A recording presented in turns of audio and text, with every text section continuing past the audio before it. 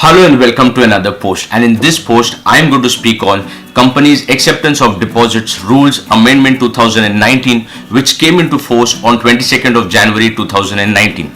Now this rules of this acceptance of deposits rules was there. However, they brought certain explanations and certain rules which are inserted, which has brought certain changes for all the companies.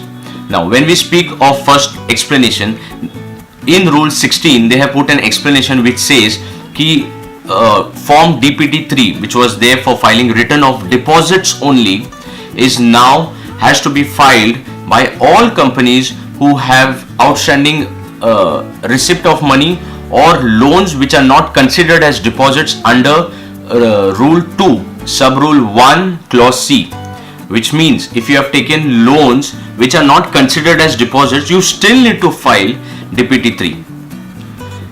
Now DPT-3 has to be filed in two ways. I mean two times. One is a one-time return filing which has to be done just because this new amendment is brought and the register of companies want to know who all fall under this criteria of this loans and who need to file. So one-time return has to be filed, and the second is before the 30th of June of every year, a return has to be filed with the total outstanding receipt of money or loan which are not considered as deposits, or if there are any deposits, all these balances have to be put as on their audited balance sheet as on 31st March and has to be filed before the 30th of June of that same year. So that is one way, that is one return, and the second is the one-time return, which has to be filed at right now the initial stage. However, this one-time return has to be filed for the outstanding receipt of money and loans, or you can say or loans not considered as deposits for the period from 1st April 2014 till 22nd January 2019. Yes, so for this full tenure you will be filing this one-time return, and this has to be filed within 90 days from the date of the publication of this notification, which means the due date is 22nd of April 2019, unless the register of company comes with some new amendment or some new exemption. We shall wait and watch for that, but as on date this is the position.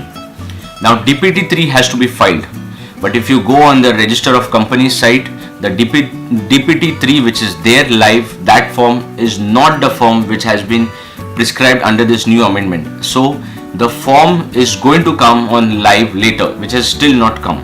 So let's see what the register of companies is going to do on this behalf.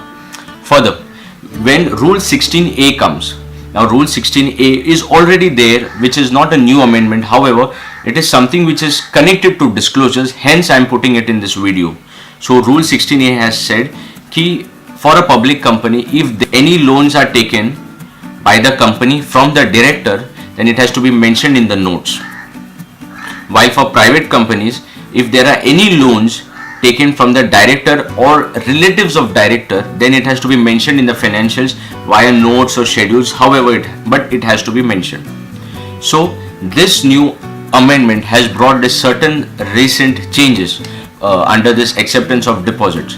So every company other than government company who's taking loans, irrespective it be from bank or from external commercial borrowings or from FCCB or from your holding company or subsidiary or an associate or a joint venture, a loan is a loan. You have taken a loan, you will need to report it. Thank you.